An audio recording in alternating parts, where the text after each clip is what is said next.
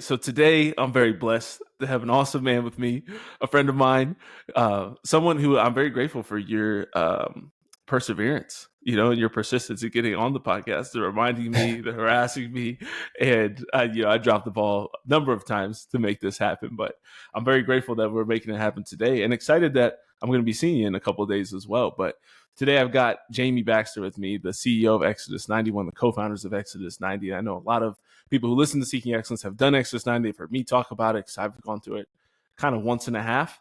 And so I've got some experience with it as well, but really encourage others to do it. But Jamie, man, it's great to have you. How you doing?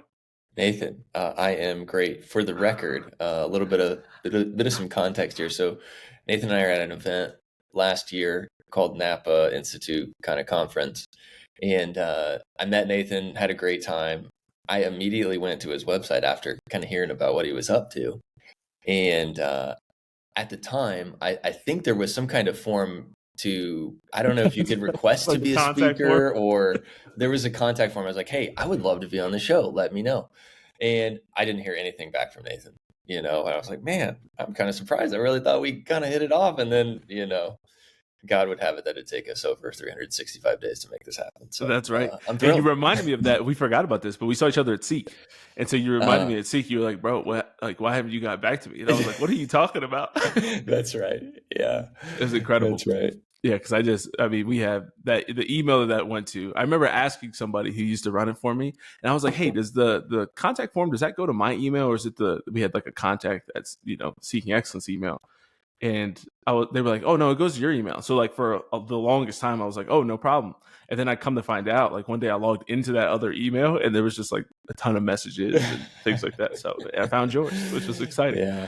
But we're here today. Classic early start days, emails that go all kinds of directions and Yeah, you're missing stuff all the time. the general I've done it emails are hard to before. track. Yeah, the Yeah, general emails are hard to hard to track for track. sure. But awesome, man. So I'd love to start with just, getting a little bit of your background, your story. I know a little bit, but would love to hear you just kind of telling people about yourself, where you're from, and how you got to where you are today. Yeah. Well, so I'm from central Indiana, so Midwest. I was born in Michigan, actually in Midland. My dad worked for Dow, the chemical company. So I was born in Midland, but moved to Indiana really within the first couple months of life. So really, my whole upbringing was here, and I focus on that a little bit because I moved away, after, obviously going off to college and stuff. Then I was away for many other years after that, but we just moved back to central Indiana within the last year. So it's been pretty wonderful to come back now with a family, with my wife Colleen, our two kids. Kind of start life anew with our parents close by to give us some free support. But so our whole kind of family of origin is in Indiana. By a lot of grace, just really took to the faith, at a young age, and that was no doubt influenced by my father.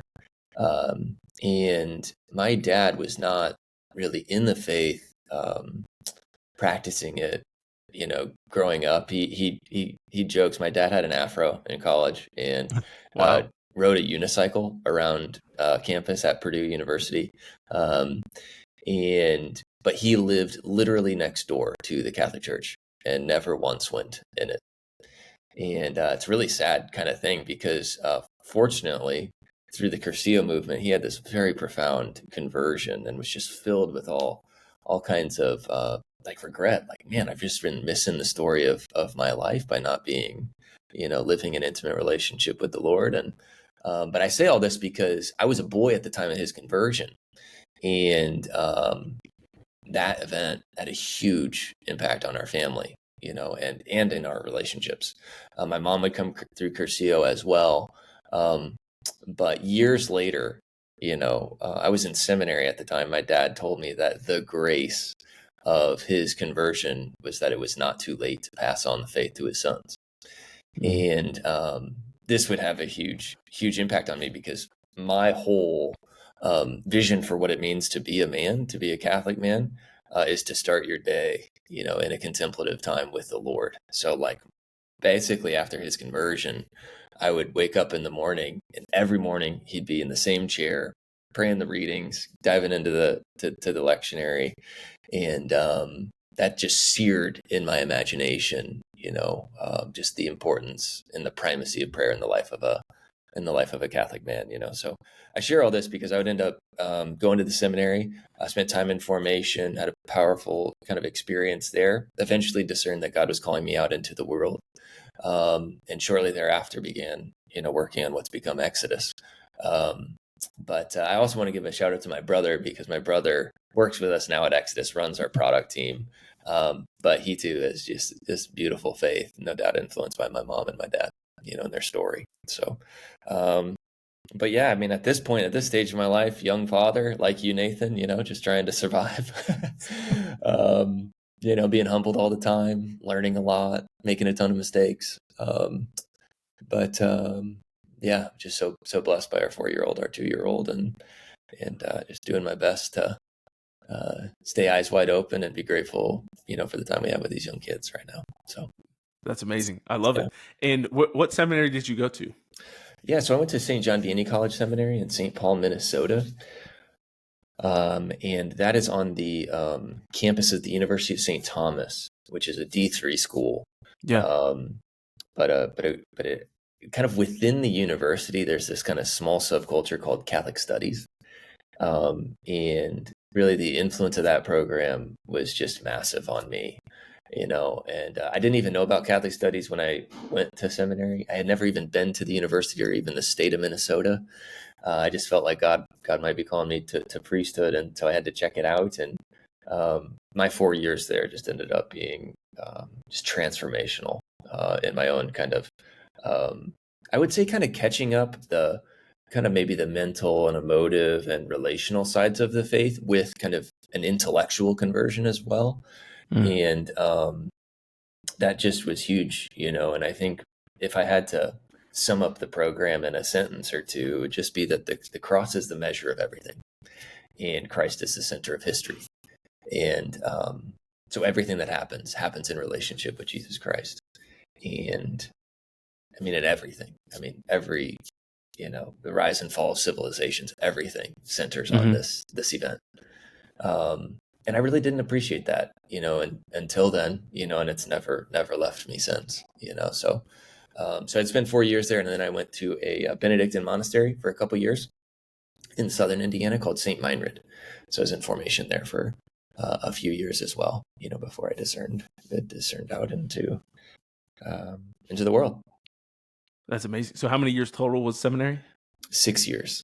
6 years. Wow. Yeah. So I think a lot of people are curious about this. And I think, I have a wide range of listeners, from Protestants to Catholics who are just kind of figuring out their faith, to people who are pretty deep in the Catholic faith. And so I think 2/3 of them don't know what it's like to discern into seminary or out of seminary. So can you talk a little bit about the process of even going back to maybe your high school days of when you thought like, hey, maybe I'm called to be a priest, and then what that was like discerning it over 6 years? Because I think seminary is also super interesting in the fact that it does take so long, right? Like you don't discern. I mean, I imagine you did discern dating a marriage with Colleen for 6 years before make the commitment. And obviously there's an aspect of formation there in seminary, but I think it is something that might be the most unique religious life in the priesthood, that are such a long discernment process, before you actually make the full commitment. Yeah, for sure. Well, to get there, I had a somewhat of an uncommon kind of high school experience, no doubt influenced by my father. I was also active in a boys' fraternity. It kind of revolves around the service of Holy Mass, basically service around the altar, and then also the community as well. So from a young age, I've had, a fraternal, orientation to my faith. I don't ever remember, not having brothers, who I relied on, was accountable to, was encouraging. Obviously all of that, would become fundamental to our work at Exodus. And so, but for me, I just was really fortunate. I just really developed a love for the Lord, love for the Eucharist, love for Mary. And I know this is maybe odd, but I could spend hours and hours, in adoration and would almost every day. So when I went to seminary, actually, and we had the concept of the holy hour, I remember just being like, man, everyone's talking about this like this big deal, and I'm just like, man, I've been praying a lot more than this for a long time. But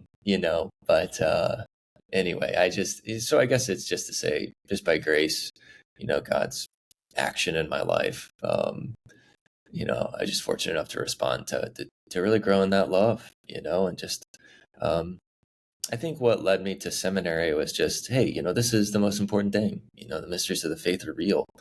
Um, and I want to venture on the faith, you know. I want to look like a fool if all this stuff is wrong. And for me, as a young Catholic man, the best way to do that kind of seemed to be the priesthood. I had a lot of friends that went to seminary as well. So it was pretty natural in some sense. But then the formation process was just powerful. I think it just built on my high school years. And in seminary formation, there's this emphasis, not unlike your show, Nathan, of really the integration of, human, spiritual, intellectual, and apostolic formation. So, really it touches your whole life, your body, your mind, your soul. And, it's just all the habits that you build there are just become ingrained in you, so every morning it started with a 6 a.m. holy hour, 7 a.m. mass, before we go off to class. And, at the end of the day, now in our classes too, which was really cool, we're just on the university. I mean, so we were just students among students.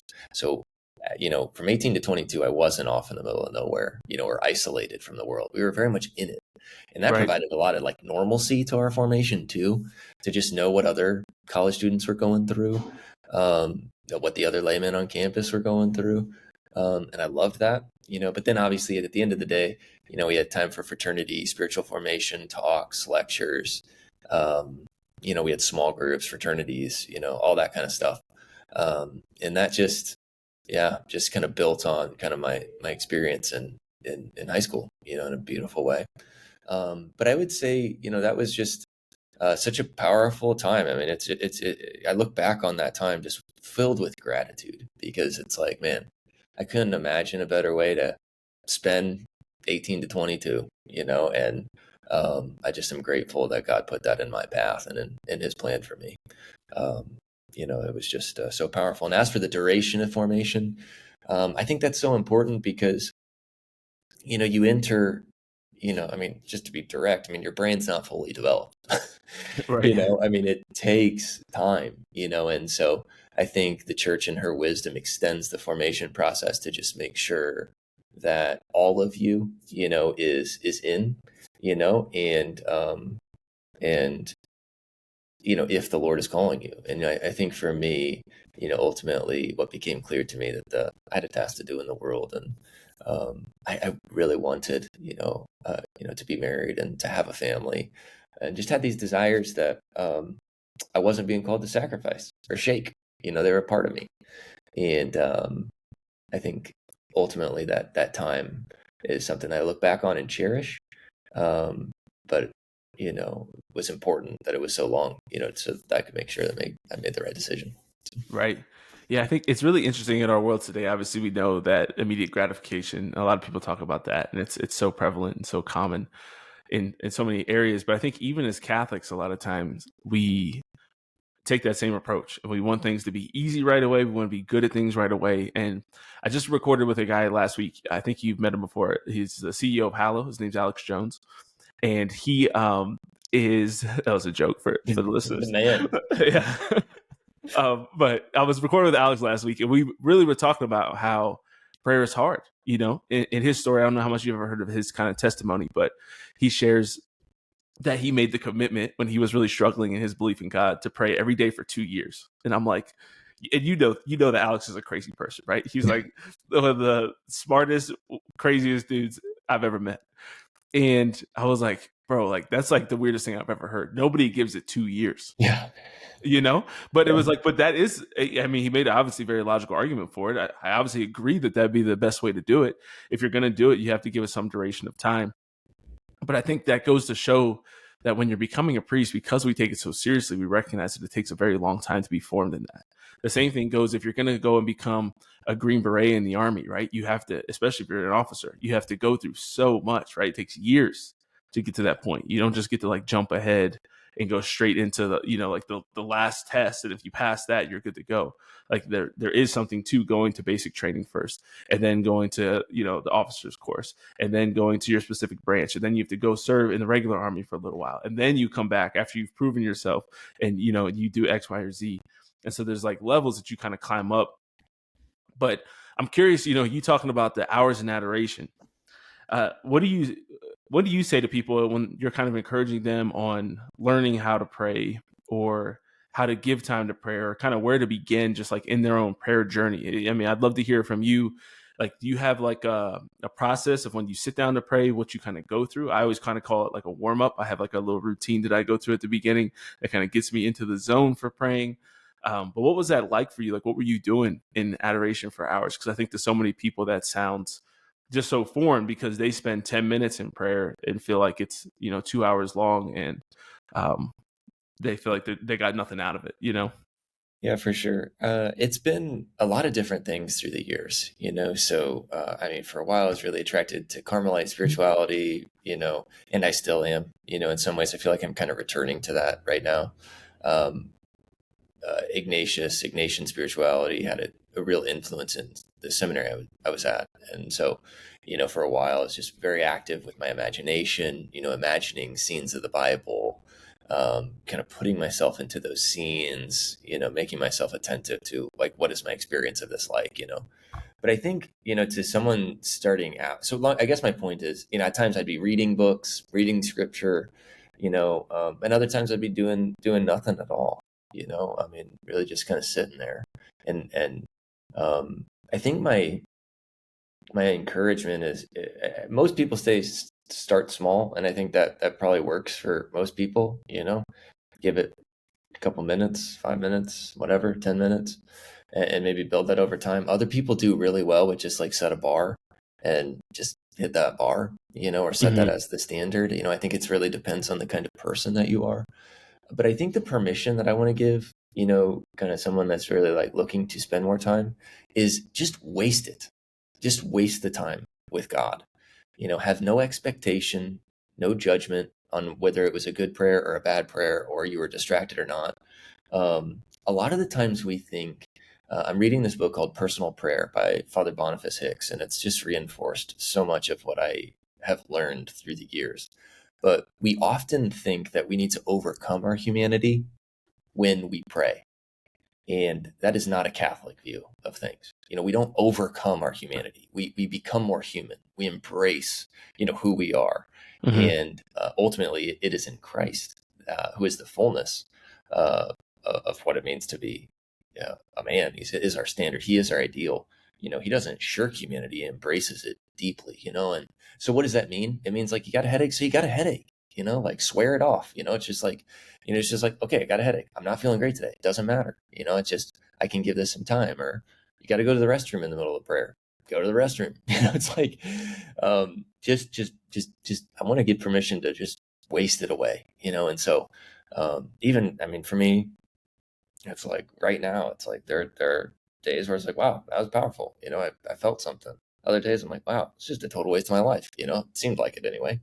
And I think if I have any virtue to offer this, it's just, I'm okay to waste time on things that matter to me. And I don't bring a ton of expectation to it. So just find that time that you can waste, whether that's the beginning of the day or the end of the day, whatever it is for you and your schedule. Um, and just know that like, God's at work doing what he wills. He's created you from nothing, um, for a particular reason, and he longs to be with you. So just know that like, um, I mean, he's just thrilled. I mean, just like a father before their child coming to them. I mean, that's what God's experience of that time is, and he'll provide for you.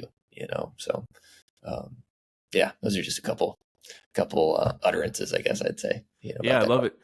And I think there's something too. It's not exclusively masculine, but I think it feels very masculine about the just the aspect of duty behind it. Mhm. And I think that in our world today, a lot of times we see this when it comes to marriage, and I think it contributes largely to the divorce rate that we have, and just this high number of divorces. Is that like your relationships are supposed to just be driven by the feelings that you have, Mhm. as opposed to like the duty and responsibility you have towards the person, Yeah. right? And I tried to encourage this with people when I present for Hallow, for to teachers, and speak just about Hallow, is that yes, like there's many aspects to this. One, I always try to encourage people is that God delights in spending time with you. And to me, for that reason alone, like it's worth doing, just knowing that it makes God happy, whom I love, right? And just like I do things for my wife that even if I don't feel like doing it, I know make her happy, like that's worth doing. It also is necessary for my formation as a man. But the other thing is just like it's sinful not to, right? Like there's like we have a duty to pray. Like we have like in giving justice to God, who's done so much for us, he asks us to do it. And so Yeah. like there's a duty and responsibility there. And I'm reminded of one of my favorite motivational speakers is Eric Thomas. And I listened to him a lot when I was in college. I don't know if you've ever heard of him, but he had this talk he used to give on Cal Ripken Jr. And so Cal Ripken Jr. broke Lou Gehrig's like game streak. He played like over 2,600 games. It was crazy. And in a row. And they asked him like, how do you do it? Like, how do you stay motivated and all these things? And there's this interview that he quoted in one of his talks that he gave. He played the clip, and Cal Ripken was saying, I just came to realize that the days where I really didn't feel like it, the days where I wasn't into it, where I was the least motivated, he's like, those seem to be the days that the best things happen. So I actually started to associate my lack of desire to do it, kind of this resistance, with positive things. And so it's Mhm. kind of like this oxymoron. But I'm like, how true is that in the spiritual life, where so often people who don't want to pray, right? When you come out of a conversion experience, say guys that come on this retreat, right? This Exodus retreat this weekend, and it's like they come out of it, maybe they've never had a prayer life and they feel motivated to start. Maybe they go home and they try for a few days, and that first day of the resistance is met. It's like that's the day where like a breakthrough of big things could be happening, Mhm. because there's just that spiritual reality where you're going to have resistance and opposition because we have an enemy, right, who's trying to stop our progression. You're going to Mhm. have that resistance and opposition on the days where it seems like the grace is about to come even heavier. um so yeah, I don't know if you have any thoughts on that, but that was No, I just think that's just masterful. I mean, it's such a good story from Cal Ripken's life. As I get older, I'm 32 now. I'm an old man. How old are you, Nathan? 30. 30, Yeah, yeah. 2 years behind you. I felt good at 30. 31 and 32 have been like, man, I'm getting old. But I'm You got a lot fascinated. of you got a lot of wrestling left in you. You got another boy in the oven. So Yeah, yeah. So, but I've become like just increasingly attracted to consistency, and not getting super high, not getting super low, which is hard for me to do. But just being consistent, doing the right things consistently over time, and the days don't look like magic, but the weeks and the years or the months and the years compound, for you. yeah. And it's definitely true in our work, at Exodus, but it's definitely, it's true in my life as well. So, yeah, I think that's just such an important thing. And I'll say this, like on the days that I do not pray like I want to, I'm just so inattentive to what's going on in the day. I'm missing the day. Hmm. Um, and, Catholic vision is really again, the cross measures everything and including your day. And there's more invisible reality than there is visible reality. And you just can't see that, if you are not taking that time with God. I remember there's a section in probably one of the most influential books on prayer called The Soul of the Apostolate. And within that text, towards the beginning, I remember there's someone writing to a man of the world, like a businessman, basically, who's just frustrated with his relationship with God and, doesn't have time for it.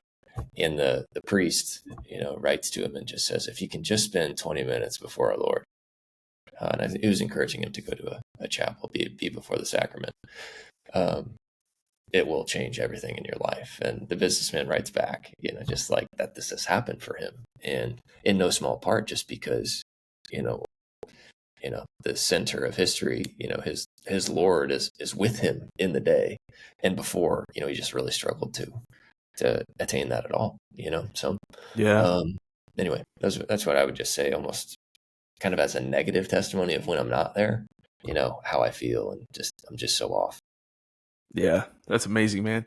I can't remember who gave me that book, but that was just the absolute banger. I feel like anytime you're going to start something, any type of initiative, ministry, business, whatever it is in the Catholic world, like you should have to read. Like it should almost be Yeah, mandatory reading yeah, to read Soul of the Apostolate, man. Because, dude, wouldn't that fix some of the problems we have with some of our issues and beefs among ministries and things like that? We just lose sight of the mission, and yeah, it's so human. It's a natural thing that happens over time, but yeah, to have the tools to fight against it and try to prevent it is really big. yeah, 100%. Yeah, I know you guys do the same over at Hallow, but you know, what I tell the guys is like, hey, I'm asking you pray an hour a day, and if you need to borrow an hour from your workday to get that done, fine. I could care less, because ultimately none of this stuff matters, if it's not received from, and inspired by God, and none of it will last too. Like if we're just doing our works for us, Right. it will not last. And I think that time in prayer every day and just sanctifying your life and your work vouchsafes it, for eternity, regardless for how long it lasts in this life. That's awesome, man. So tell me more. Take me back to the early days, bro. Like, where did Exodus 90 come from? Like, tell me about the founding story. Like, when you first heard about the idea, you came up with the idea, whatever happened to kind of get things going. And then tell me about the first like group that did it, or the first time you went through it. Yeah. So the story's, yeah, lots of evolutions, lots of twists and turns. I think that it would become what it became. It's been a really surprise to all of us, that have been involved in it. But I've shared a lot about my own background and story, so I think you can understand why these values, prayer, asceticism, fraternity, focusing on men. I mean, it's just like so obvious actually when you Definitely. look at my Yeah, it doesn't story. sound surprising Yeah, that you were a part of it or yeah, that this came. Yeah, yeah. So adds up. yeah, absolutely. So the original, basically, there's this fraternity, a priest and many seminarians that I was very close to, um, that kind of came up with what, kind of the Exodus 90 uh, journey, spiritual exercise. Um, and they had been kind of working through it for a couple of years when I discerned out of formation and was kind of looking for something to do. And this kind of became, you know, just such an obvious way for me to stay connected to the fraternity in some sense, but also to share all of the values that I had received from my dad, first, but also just from my time in formation. And so it just like latched me immediately, and so, it was what I got was nothing really, basically a Word document, which is kind of like what happened and, some basics of it. And then, and when the day I left St. Michael Day in 2015, I was just like, all right, I'm just gonna give this everything I got and try to build it into something. So really the first fraternities, were it wasn't even a formal formation program or anything. It was really just a couple guys in formation that wanted to kind of take it to another level. Um, and I guess for me, what attracted me so much was when I left formation, I was just struck by the void. I had such a support system and I was just blown away by like, wow, if you are not in formation, you have to create your own formation experience or else the world is going to just take you all kinds of places that are so far from the vision of Christ or the church. Yep. And it was almost out of my own alarm for how little structure was in my life now that I was just like, okay, I want to build a place of formation, for every Catholic man, regardless of his calling and vocation. And that was what became kind of the motivating, inspiration to basically risk everything I had to make it come to life, 8 years ago now. That's wild, man. And so tell me a little bit about like how it's grown. Like how many people have done, do you know any numbers of like how many people have done Exodus 90 and things like that now? Yeah, so very early on, we started to work beyond the 90, and so um, basically what we've developed since is just ongoing spiritual exercises that kind of correspond with a liturgical calendar. Hmm. So now guys that come into our formation, it doesn't have to be 90 days and done. Um, for those guys that are kind of interested in an ongoing kind of holistic formation. And that's been a really fun journey as well, to kind of take the idea and then flesh it out, with kind of the wisdom of the church and the liturgical calendar. So that's been a huge journey. I could talk for hours about that process, but yeah, we've had over 100,000 men, through our formation. And our spiritual exercises were represented all over the world, at this point. I think over 70 countries was the last time I had looked into it. And the beautiful thing about it is, we're not a huge organization or team. I mean, really, at the beginning, for the first 3 years, I was just working by myself, and just hacking away at everything, trying to make it come to life. And at the beginning, there's really nothing to show for it, so much so that you could really ask if I had a job.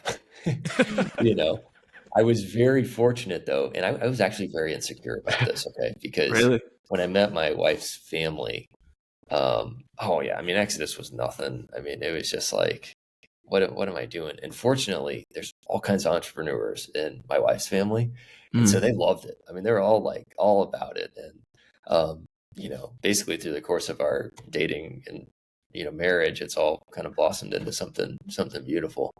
Um, but even to this day, I mean, we're not huge. We got 13 guys on our team, and really the secret of Exodus, which is not that much of a secret, is it just all grows through testimony. Guys who come to Exodus looking for a new freedom, their struggles look very different, as different as the guys. And most of the time those guys find, a sense of what they're looking for, and they become the protagonists, they become the ambassadors. And so we are just on this beautiful, growth journey, Hmm. all on the backs of just guys like you and me, who find in it something that has been missing from their faith experience. Um, and that's very humbling to get to wake up and serve every day. That's awesome, man. And so, do you guys, the 13 guys that worked there, do you just have to live Exodus 90 all the time? Is that the requirement? That's a good question. No, we don't. And we don't even ask the guys to go through Exodus 90 every year. Um, Most of us do, not everybody, but we do have standards. Basically, I've tried to be really explicit about that. The spiritual nature of our work, and obviously, you know, I do all of our recruiting, the whole process, because I just want to make sure that the guys that are coming in are really kind of in our values, and um, are kind of living already, in some sense, kind of what we're preaching and hoping to accomplish in the world. Um, so yeah, and we don't. I would say the other thing too is we don't wear it on our sleeves. We don't even really look at the work as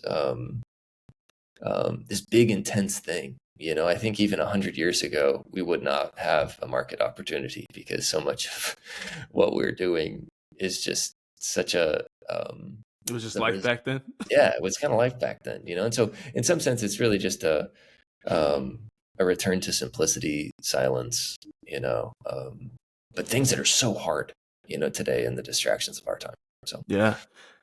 And there's something beautiful, I think, to giving up good things. Like it's one thing to live without them and just not know that they exist. You think about like the average, people always make the comparisons to like how we eat, and like the delicacies we eat compared to what like kings, 500 years ago, 300 years ago ate in their lifetime. That yeah, we, like, our Thanksgiving dinner is like better than what they would have their entire life.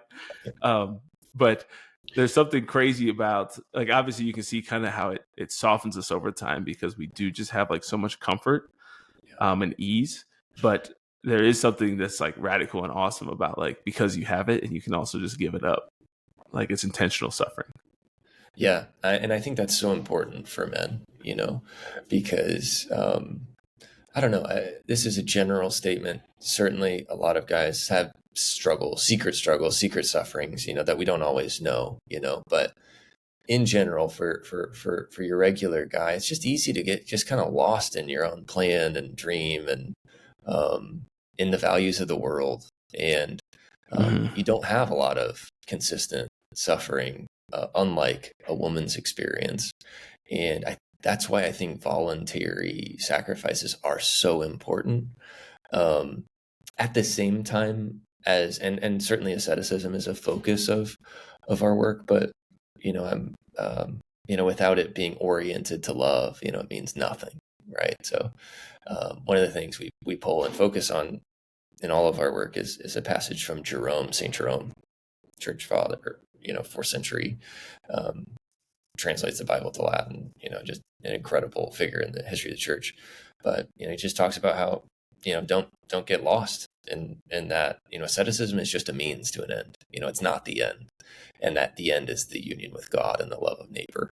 And so we got to remember that these sacrifices, these penances, they're oriented to something very far beyond them and much more important, which is love. But, if we're not at the same time denying ourselves, it's so easy to just become enslaved, and incapable of love, which is why asceticism is so important. It disposes you to respond to God's invitation in your day, which is always to love.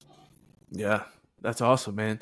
And so tell me about how you view Exodus 90 in the role of the church, in rebuilding church. I kind of feel like at this time that we're in, I think we're kind of in this simultaneous. I think I was almost more optimistic like 5 years ago, and I'll explain this. I'm not super pessimistic now, but I think like 5 years ago, I felt like God was calling like many people, and there was so many new things starting that I was like, I feel like the Lord's like called a lot of people, like he called St. Francis of Assisi, to rebuild my church, because you can see the things were not going well. People were, the church numbers and attendance and baptisms and ordinations and everything was already down like in 2015. And so it was like a lot of beautiful things seemed to like be starting or like really coming alive, from Dynamic Catholic to the Augustine Institute to Hallow to Exodus 90 to Ascension on the Rise. There's so many good things happening that I was kind of like, oh, like we're kind of like starting the rebuilding phase. And then you saw, it seems like we're now still in like a more active destruction. Like things are still very much crumbling. Like I feel like there was almost this sense of, in the story of St. Francis of Assisi, and this could be a misinterpretation of what things were like in his time, but when you think about his like kind of practical misunderstanding of God in prayer telling him rebuild my church, and he's in the San Damiano church, and he's like, he starts actually physically rebuilding the church. There's this kind of understanding there that I think is almost analogous, that I've taken as analogous. I don't know if it should be. That was like, well, the San Damiano, like the church was as broken as it was going to get, right? Like it didn't like keep falling apart as he was trying to physically rebuild it. You think that like it was kind of like, oh, like damage had been done to it. And he's like, I want you to rebuild this. It's like kind of if you have like a house fire and you're like, oh, like let's restore this house. Versus like the house is still kind of burning down in the back and you start to rebuild the front, knowing that like there's still an active fire kind of going on in the back. And I feel like that's kind of how I feel more in the church today.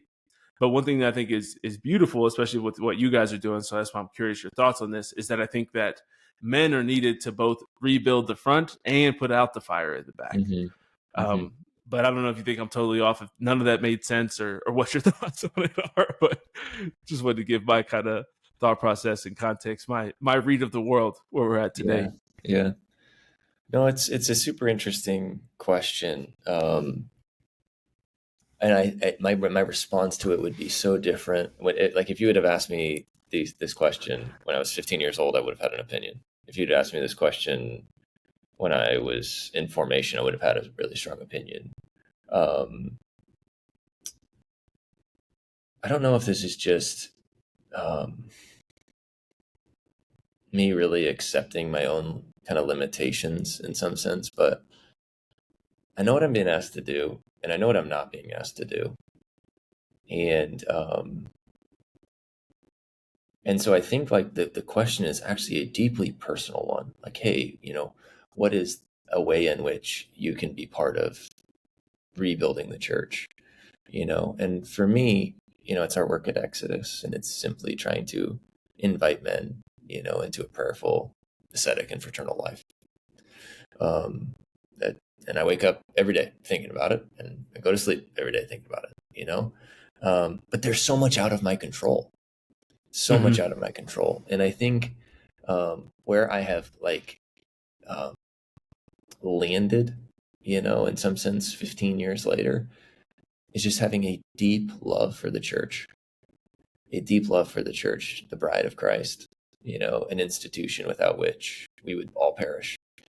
Um, and not just a love for like this abstract perfect church, but a love for the church, you know, and all of her members, and maybe especially those that lead us.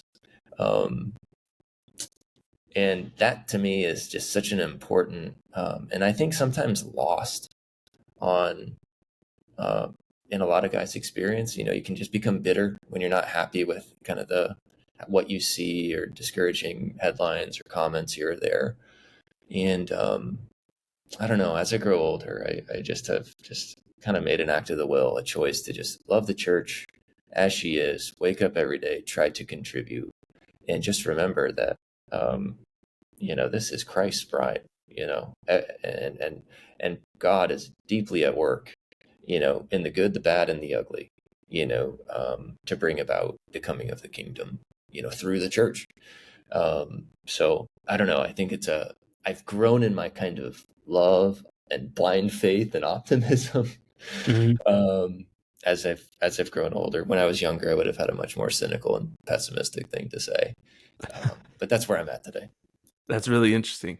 I think I'm curious to go a little bit deeper into that. I think I've gone back and forth with it, and I think sometimes, and I don't know if this is just a justification of and a misplaced anger, but some of my anger, especially towards church leadership, sometimes has come not just on their own behalf or because they're saying things that I think are dangerous or maybe even wrong sometimes, but rather that it's it's very sad to me to see. I think there's several passages of scripture that like just really like have lived in my mind, since I really had a deeper conversion when I was in college. And one of them was is Matthew 9, where it says that Jesus went about healing all the sicknesses and all the infirmities that he found as he was traveling through the villages.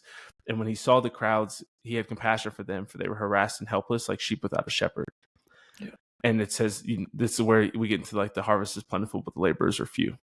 yeah. And I think for me, like I really struggle with anger on the people who are supposed to be the shepherds when you see how many people out there in the world are harassed and helpless, and they're just kind of Mhm. wandering about and they're aimless and they don't know where to go, they don't know what's true, they don't know where to find truth, they don't know how to live in a way that's not going to make them miserable, because I think there's many people that are in that boat. I think that I've become more optimistic, I feel like, in individuals and less optimistic in leaders in the last few years of my life, starting to understand, which is kind of a good thing because there's many more just kind of regular people than there are leaders. Mhm. But I think I've started to really struggle with people who are um, saying these confusing things, whether it be Pope Francis or the bishops in Germany or whatever. Is like you have these people who are, I think, actively. It's hard to know if intentionally or not because you can't really judge someone's heart, but actively bringing more confusion rather than Mhm. more clarity,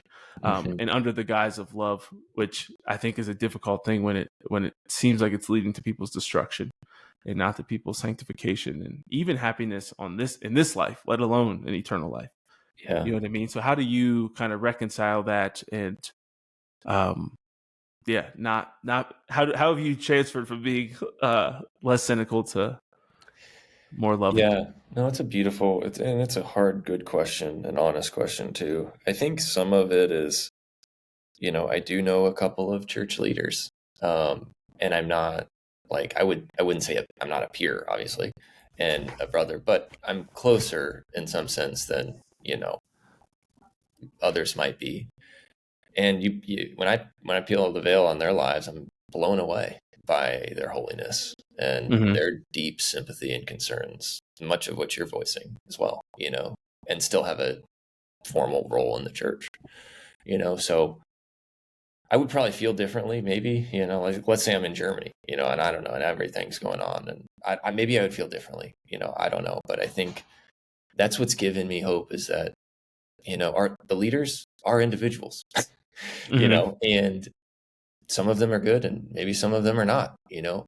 I think I think my optimism comes from just accepting that I'm not going to solve anything by complaining, being bitter, and I'm certainly not going to solve anything through the internet. You know, it's just like Hmm. I don't believe that that is like. So I quit social media in 2015 when I started working on Exodus, because I was just like, I'm not going to be able to do what I'm trying to do here, you know. So I'm not saying that everyone should do that, you know, but that's just kind of decision that I made internally. Um, and so I think it's just to say that there are amazing leaders, you know, there are amazing individuals. Um, that's what gives me hope. And then I just try to work every day with the Lord to bring about what He wants to bring about in me, you know. And I can't control a headline, you know. I just there's nothing I can do about it. Hmm. And I think when I see like I don't know, all of these cases should be judged in particular circumstances with particular people, right? So, and the general can kind of fail you, but when I see people overly concerned, even guys that share a lot of values with me, um, I do kind of wonder, like, hey, you know, like what's going on in you that you are so up about this thing? Hmm. You know, like, is there something you can do? Is there something in your control? Like, do you have a prophetic vocation to challenge this? And my bet is that there are some, but they are far fewer than the critics that are out there. And and then I would just say, like, I think this is kind of like this is a lesson for you. Like, this is an opportunity for you. And I don't think getting super up and agitated is really what God is trying to do, you know, in your life with this kind of circumstance. So anyway, you got to judge everything particularly, but in general, that's kind of how I look at it. And it's why I stay, I don't know if you know this, but I stay really off grid. You know, I'm grateful for an opportunity like this, Nathan, but I I, haven't done a show in a year, you know, and yeah. I just kind of go about my work and do the best I can, you know, be a blessing to my team. Um, and just pray that God's using us in His time and in His providence to bring about, you know, His plan.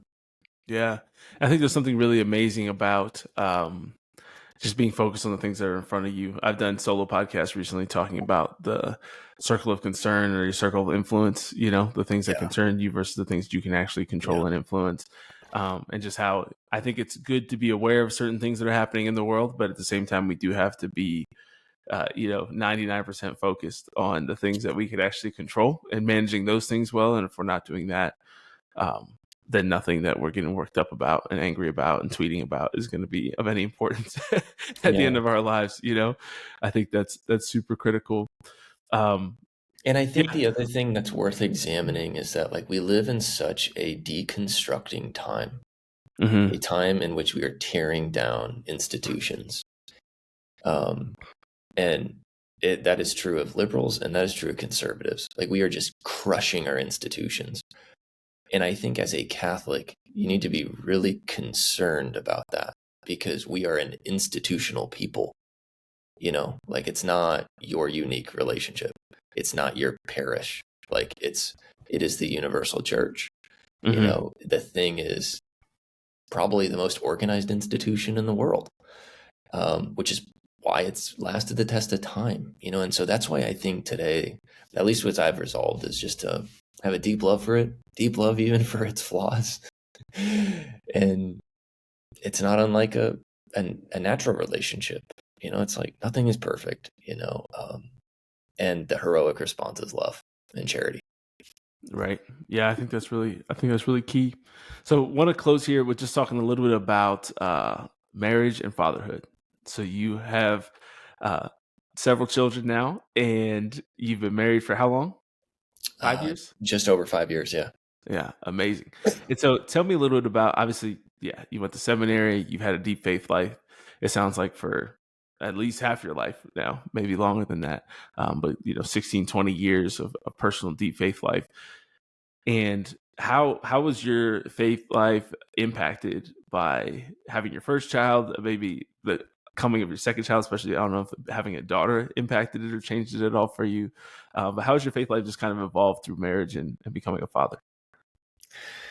Oh man, that is such a profound question, and one that I think about a lot, and evolves every day, I would say. So, at least in this snapshot in time, this is what I'd say. I'm sure this will change.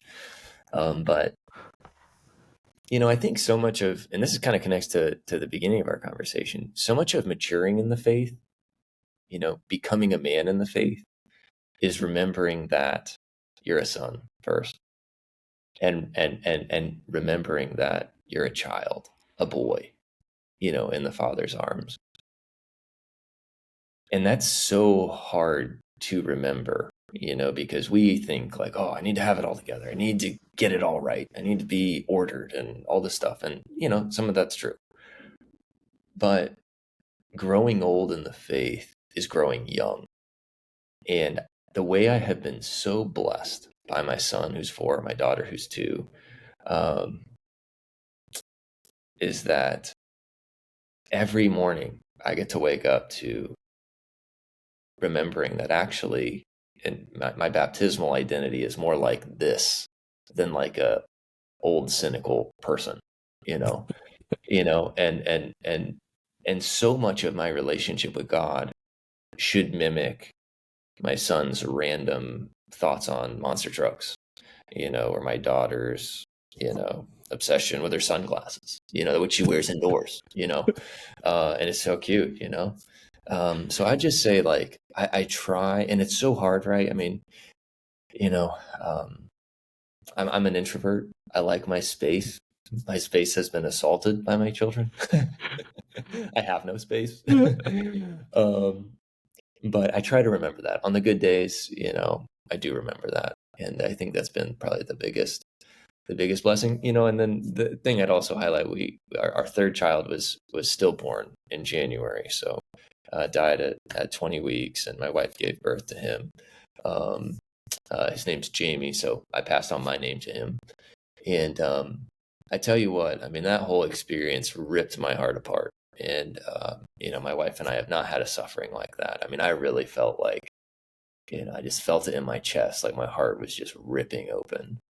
And I think what I would say I received from that, not that I can explain it away or that there's one thing to say, but one of the things I could articulate now is just that, um, God is his father, and we had him for 20 weeks in this life, and, we entrusted him, to the blessings of the church, to share life with God forever. And I try to remember that with other kids too. Admittedly, it was much more dramatic and much more challenging, in the events of a loss like that. Um, but at the end of the day, God is their father, Mary is their mother. We are icons, of those perfect relationships, and it's such a burden, such a responsibility. Um, and I'm so grateful for the opportunity, to be a father. Yeah. It's amazing, man. I think, yeah, I can relate to so much of what you said. I'm only, 5 months into the journey. You're 4 years in. But yeah, can also relate. We had a miscarriage before our first son, before Jordan was I'm born, sorry to hear that. at 8 weeks. Yeah. Yeah, like a honeymoon baby. And so, yeah, it's such a difficult experience. And I think there's something, and you can see, I think, to a certain extent, especially the further you get out of it, because I think I just heard something recently from talking about Eric Thomas earlier. Another guy he kind of put on in the motivational speaker world is Inky Johnson, and Inky Johnson was being interviewed, and he was talking about he was basically on track to the NFL and was like a superstar in college, and like he's now like paralyzed in like half his body. And he talks about how like sometimes with like really immense suffering, you just have to like survive it. Yeah. And I think that there's something very true about. I just shared this with the men at Benedictine this weekend about Saint Ignatius rules for discernment. You mentioned Ignatius spirituality earlier, and the rules for discernment talking about desolation and how like you can't deviate from your principles, from your values in the midst of desolation. You have to Yeah. like there's certain things you just have to endure, right? There's not going to be beauty necessarily in it during it. You're not going to feel good about it. Like I think sometimes people can think that like Hmm. actually like suffering with Christ means that like it's glorious in the moment. And I think that that's often not the case, but it's amazing how from those big sufferings to the little sufferings of the daily things of losing your space, losing your time, losing your control of your life, how you start to see um, just the beauty that God brings about in the difficulty of parenting, right? In the difficulty of fatherhood, because it's definitely not easy. I think a lot of people uh, are kind of either kind of can lie about that to themselves or to other people, will be like, oh, it's easy, or it gets really easy, or whatever. And I feel like it's kind of just always challenging, but it's always Hmm. very rewarding, and that's kind of how I view it. I'd never liked, even in the military, we had this where people would say, oh, airborne school or ranger school, like, it's easy. And it's like, it's not easy. Stop telling people that, because then they get in Hmm. there and they're like, man, this is really hard. And then they think, maybe this isn't for me, or maybe I'm not good at this. And it's like, we should just tell people that hard things are hard, but that they're very rewarding, Yeah. And I think that's kind of been my experience of both fatherhood and marriage. Yeah. Yeah. No, it's so true. I mean, I remember when we